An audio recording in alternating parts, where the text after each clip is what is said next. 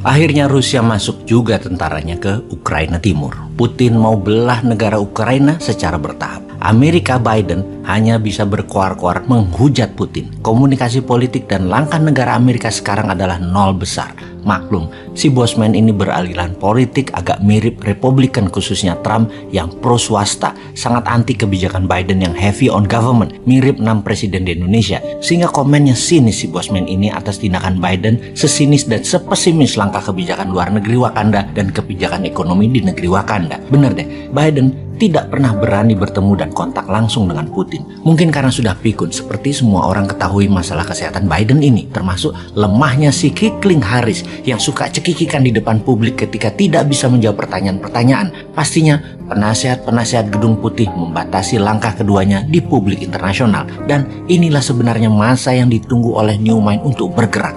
Di masa Biden untuk Indonesia berdaulat melawan IMF dan kaki tangan Amerika di dalam lembaga atau organisasi multilateral. Ya susah ya kalau yang dipikirkan pejabatnya hanya ekonomi elitis serta politik kekuasaan lingkar pribadi pejabat-pejabatnya. Lanjut deh urusi perut kalian itu.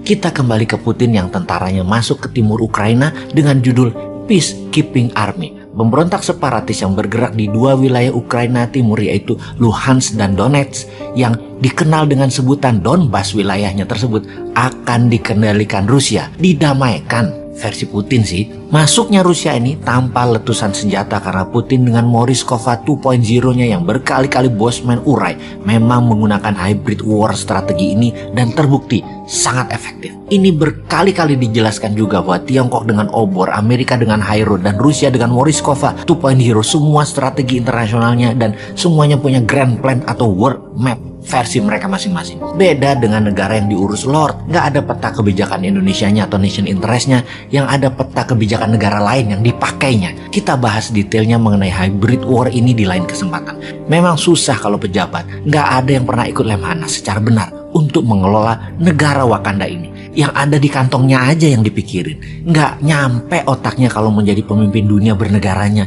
Kita kembali ke Donbas. Wilayah ini sejak Rusia mencaplok Crimea di tahun 2014 mengatakan kemerdekaannya dan akan bergabung ke Rusia. Dan memang Rusia sejak 5 tahun sebelum 2014 sudah pasang banyak kaki di gerakan insurgensi separatis di banyak wilayah di perbatasan-perbatasan Rusia. Mereka terus bergerak mengganggu keamanan wilayah tersebut sehingga penduduk yang bukan berbahasa Rusia banyak yang pindah. Ketika di Donbas saat ini semuanya sudah berbahasa Rusia. Ada gerakan separatis menyerang wilayah tersebut yang tujuannya mengusir mereka yang tidak sefaham beberapa minggu yang lalu. Dan inilah kode untuk Rusia untuk masuk. Dan sekarang akhirnya Rusia masuk dengan mengklaim misi perdamaian. Begitu masuk, pertempuran selesai.